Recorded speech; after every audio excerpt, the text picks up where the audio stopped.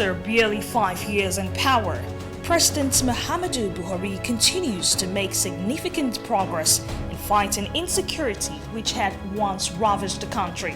President Buhari became Nigeria's president at a time when the country was ravaged with the activities of world's most deadly terrorist group, Boko Haram. Before the elections in 2015, President Buhari, then a presidential candidate, made a bold promise in flushing Boko Haram by the end of the year.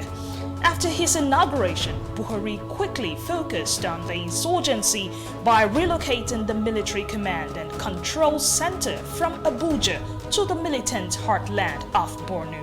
He also made visits to neighboring countries that had been affected by the insurgency to reassure them that his administration would take the lead in defeating Boko Haram where the previous administration had failed. Boko Haram as an organized fighting force, I assure you that we have dealt with them. Technically, we have won the war.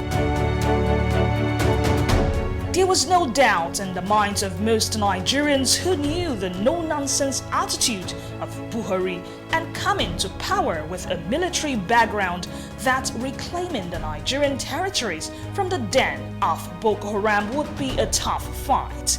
Shortly afterwards, he attacked the insurgents and with help from Nigeria's neighbors, forced them onto the back foot.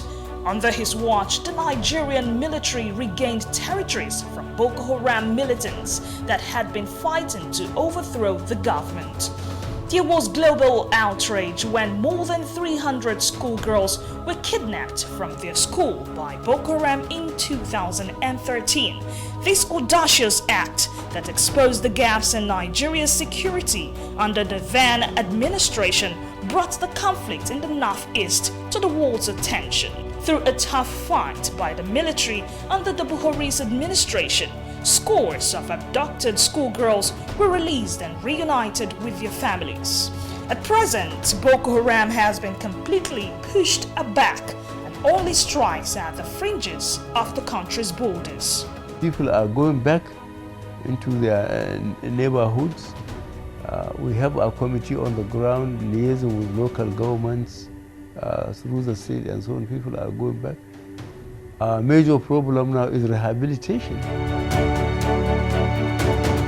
Tensions between nomadic pastoralists and settler communities are not new. Pastoralists in search of grazing land for their cattle have often found themselves in dispute with farmers and landowners.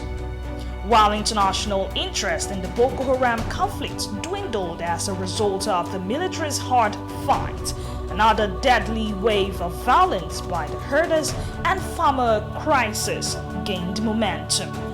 More recently, however, the Buhari's security has laid to rest the civil unrest of herders and farmers' crisis, which has become a forgotten past. Through his resolute stand, President Buhari has not allowed the agitation of the pro-Biafran group to disintegrate the country, further boosting the popularity of keeping the country one.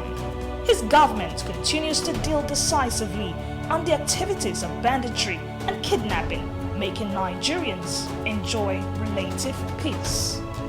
Our common borders have been challenged over the years, and your presence here under the auspices of the multinational joint task force is quite timely, and we will jointly clear all the border areas of these criminal elements of Boko Haram, or what they now call themselves the ISWAP.